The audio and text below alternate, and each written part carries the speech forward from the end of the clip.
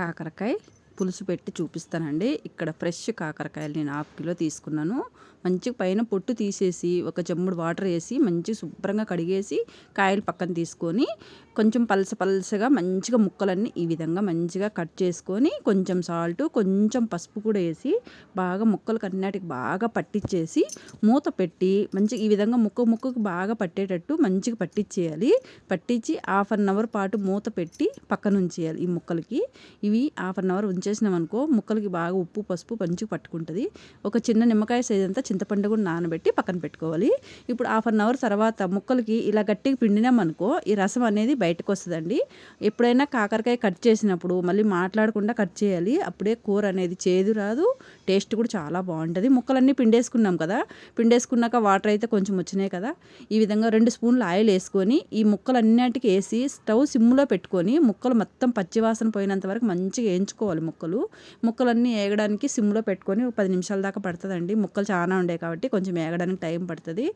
ఇవన్నీ ముక్కలన్నీ వేగిపోయిన తర్వాత పక్కన తీసుకొని ఒక మందపాటి కడాయి తీసుకొని దాంట్లోకి 2 స్పూన్ల ఆయిల్, ఆవాలు, జీలకర్ర, మెంతులు వేసి మంచిగా పోపు అంతా వేగిన తర్వాత ఫ్రెష్గా 2 ఎల్లుల్లిపాయలు చిన్న అల్లం ముక్క కూడా దంచి పక్కన పెట్టుకోవాలి.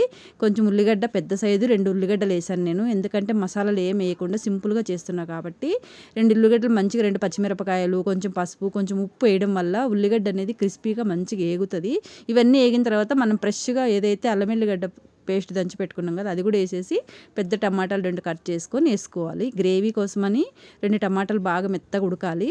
కొంచెం సరిపడినంత కారము, ధనియాలు, జీలకర్ర, మెంతులు కలిపి నేను పొడిగొట్టి పెట్టానండి. అది కూడా ఒక చిన్న స్పూన్తో 2 స్పూన్లు వేసాను నేను. ఈ పులుసులో చిన్న బెల్లం ముక్క వేసి చేస్తే సూపర్ ఉంటుందండి.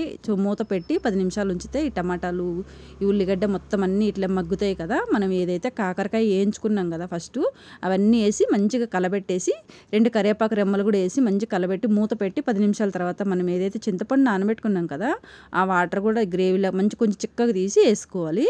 బెల్లం ముక్కలు కూడా వేసేసి మూత పెట్టి మళ్ళీ కొంచెం కొత్తిమీర కూడా వేసి మూత పెట్టి బాగా ఉడికించాలి. ఈ బాగా ఉడికేటప్పుడు స్టవ్ సిమ్లో పెట్టేయాలి. మూత పెట్టేసి స్టవ్ సిమ్లో పెట్టేసి 10 నిమిషాల తర్వాత చూస్తే ముక్కలు అన్నీ దగ్గరకు వచ్చేసి మెత్తగా ఉడికిపోయి ఇట్లా ఆయిల్ అంతా బయటకు వచ్చింది చూడండి. ఆయిల్ నేను కొంచెం తక్కువ వేసాను. మళ్ళీ కొత్తిమీర వేసి మంచిగా దగ్గరకు ఇంకా 10 నిమిషాల సేపు ఉడికించుకుంటే కొంచెం లూజుగా కావాలనుకుంటే ఇంకా కొంచెం చింతపండు ఎక్కువ వేసుకోవచ్చండి.